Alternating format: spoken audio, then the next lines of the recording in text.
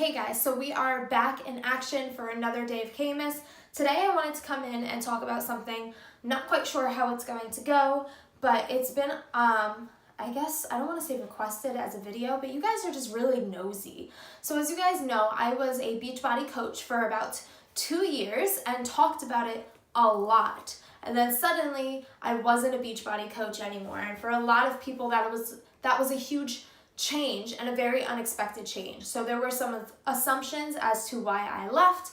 There were some worries as to why I left. And honestly, I left for my own purposes. So for me, I got a really great opportunity and knew that that's where I wanted to dedicate my time and had to give something up, and coaching just so happened to be it. So it wasn't out of like anger with the opportunity, but with that being said, I decided to come in here today and share some pros and some cons to being a Beachbody coach. Now, I know I'm sitting on my workout mat around my weights and stuff, and it's a very odd place to do this video, but honestly the reason why is because I haven't been able to cuddle with any of my animals yet, and if they want to come snuggle me, like this one right here, I want to let them. It's so early in the morning.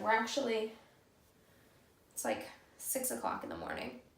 Meet Ty, everyone. This is my little man. He's like my new favorite. Don't tell Kit. Hi.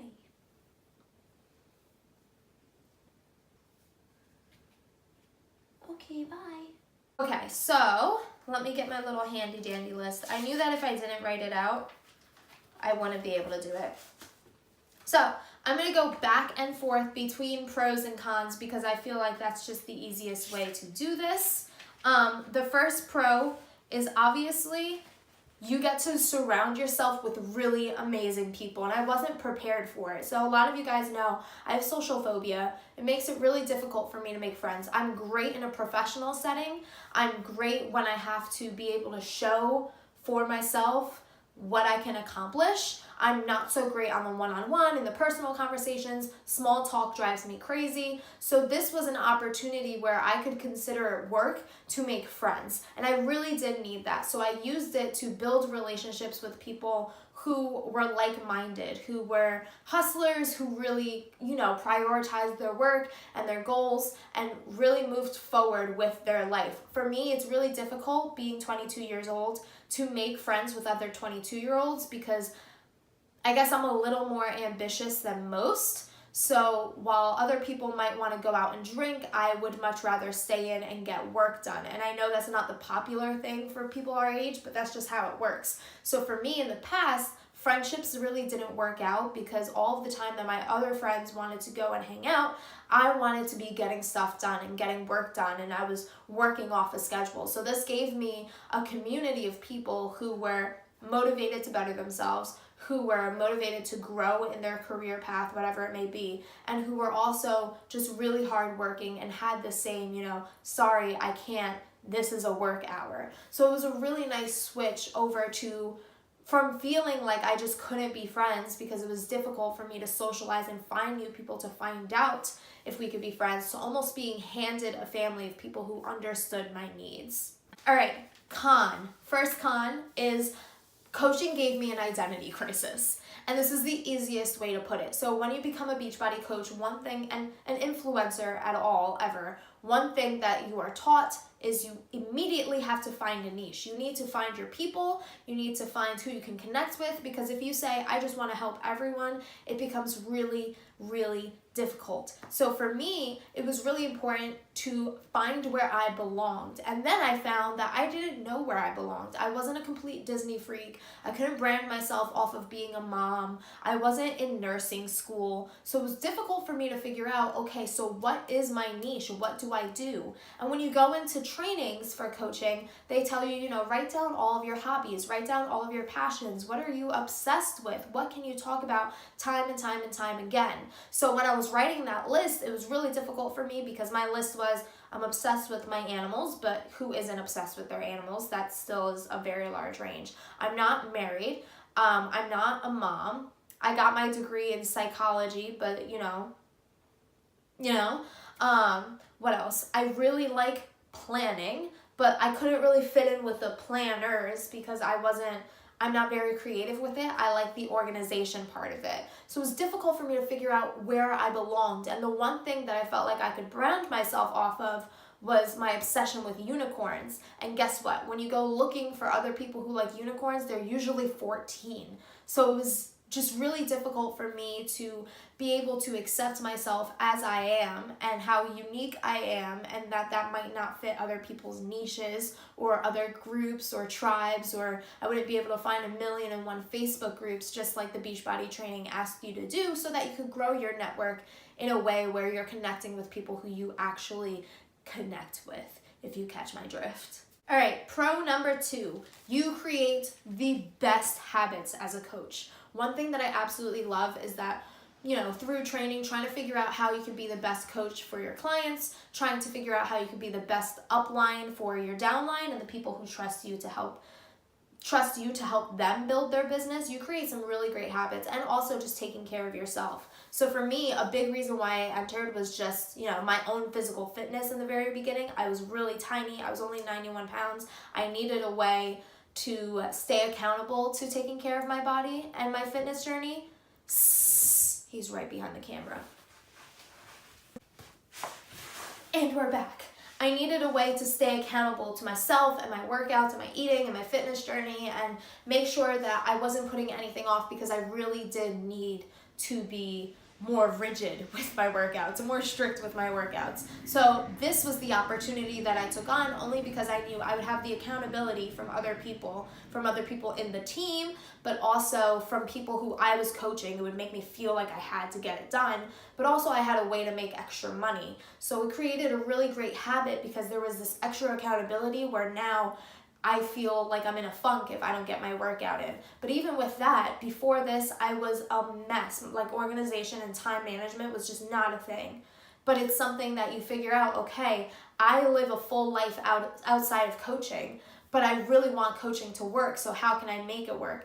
And time management for me went from scribbling a to-do list and really hoping that I get it done, to then time blocking and using planners and figuring out what systems work best for me. And the same thing, like, I learned how to use pipelines, and it just gave me a lot of skills that I now transfer over to my day-to-day. I don't know where I would be without my planners now. And, these habits range from communication habits to organizational habits to healthy habits, like for your body and mind. So it was really, really important to me that I get into it early, because it was good for the success of your business. And then after that, like, I haven't been coaching for 4 months and all of these habits are still super strong. And a lot of people ask me, well, how do you wake up at 5 a.m.? That's a big one that I get. How do you stay so motivated? And they all come from, part of my job was to make time for the things that mattered. Part of my job was to read personal development books, which now is the only thing that I read, even though, again, I'm not a coach. So it really does create amazing, amazing habits outside of just health and fitness. All right, con number 2 is what I like to call extra job shame.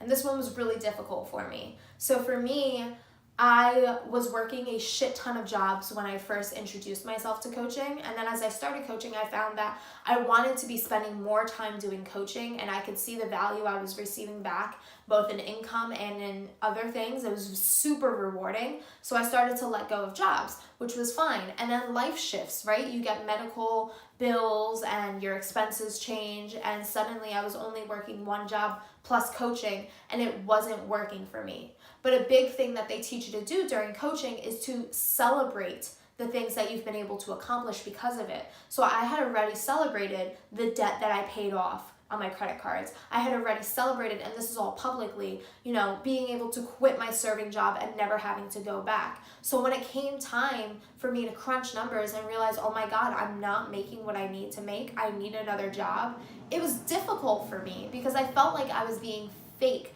I felt like I had been lying to people the whole time. I felt embarrassed to need another job. I put it off as long as I possibly could, honestly, to a point where I put myself in a really bad financial situation. And when I was stressed out like that, my performance in my full-time job and my performance in coaching weren't great. And at one point, I had even gone full-time coaching because I was so into it, and it drove me up the fucking wall, because for me, I need security, like financial security. But at the same time, I wanted to be able to prove to other people that this is something that you can turn into a full-time job. And it is. I've seen other people do it. There are people on my team who were able to do it.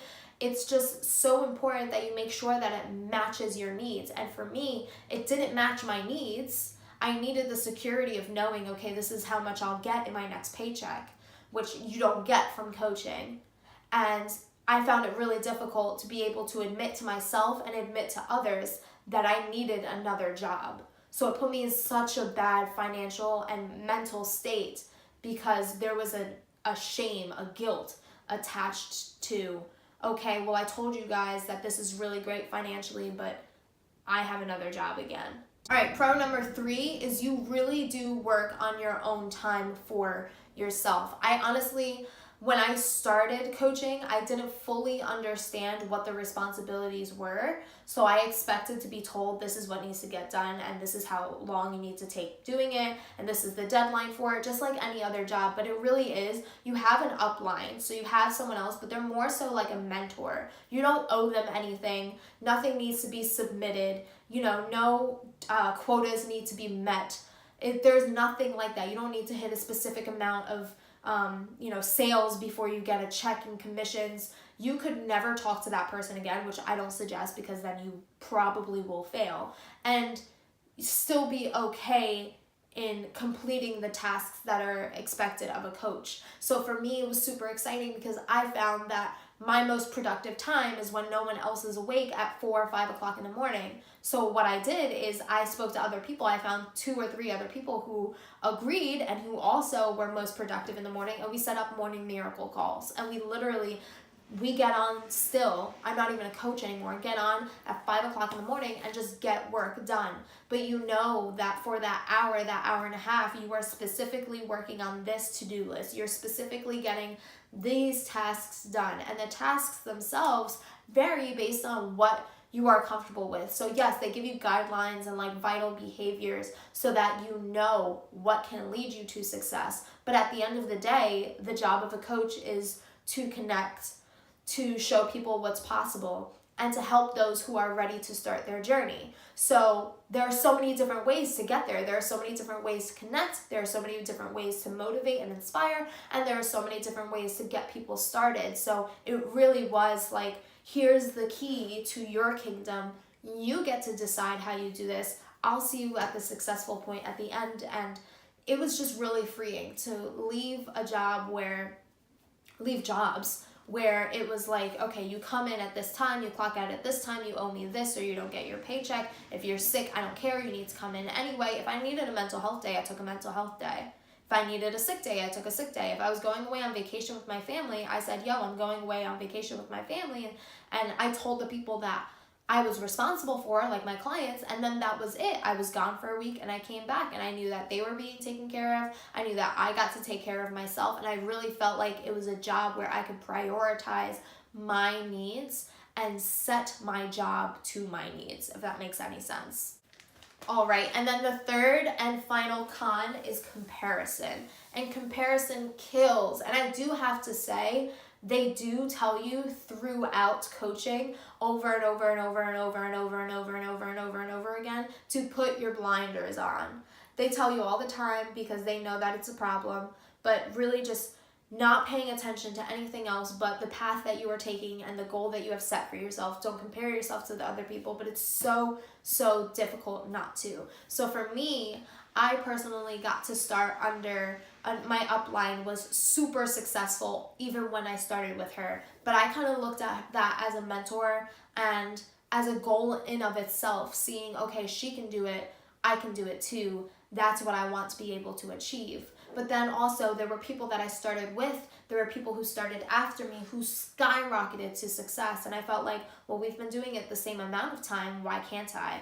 Well, your Instagram pictures used to look like mine. Why are you like super aesthetic influencer type and I can barely grow my Instagram? Then I started comparing like numbers. Then I started comparing ranks. Then I started comparing what free trips those people qualified for and I didn't, as if I had no reason to be grateful for the trips that I was going on. It was really, really difficult because to me, I saw this as an opportunity for people who couldn't get their shit together to get their shit together. And I felt like everyone else was getting their shit together before me. So what I would end up doing is I would get stuck in this rut where I would be on Instagram looking at the other people going, okay, but I can't do that. Okay, but I can't afford to do what she just did. Okay, but I didn't qualify for that. And it made it more difficult for me to stay focused on the reasons why I started. Because everyone can say, you know, like financial freedom and to retire their husband or whatever it may be, to be full-time and work from home full-time as their goals, but your goals go so much deeper than that. And as a coach and outside of a coach also, you call that your why. Like, why are you doing this? And when you take your why, you start with an initial why and then you pull it back. But why that? You pull back, pull back, pull back all the layers until you come to this core that makes you cry. It's so close to your soul. So for me, my core why was so totally different from everyone else that I was comparing myself to. But if I added the layers back up, the top layers were the same and I couldn't understand why they were so much farther than me. And for me, I'm a huge defeatist. I have to be able to admit it. I get defeated really, really easily, and it takes a lot for me to be able to motivate myself to get back up and to keep going. So to be in a company where people are constantly being recognized and me constantly feeling defeated, it was really difficult for me to see long term that I could still succeed the way they succeeded. So that's it, you guys, my 3 pros and 3 cons of Beachbody coaching. I hope that if you are coming in here considering becoming a coach, or if you are coming in here maybe as a new coach, none of this should scare you away from the opportunity, because as much as I talked about cons, there are also pros, and it did change my life in so many ways. I can't imagine where I would be now without coaching. So definitely take that bet on yourself, take the risk on yourself, and go and do it. And if anything, you enjoy it. If anything, you create great habits, you create great friends. But keep in mind that your journey is your journey, and it is okay. Don't fall into the social comparison. Don't fall into the shame game where you feel like you have to talk big talk online. It's all going to be okay. Just think about what would be best for you. But with that, another Kmas video is done, and I will see you guys tomorrow.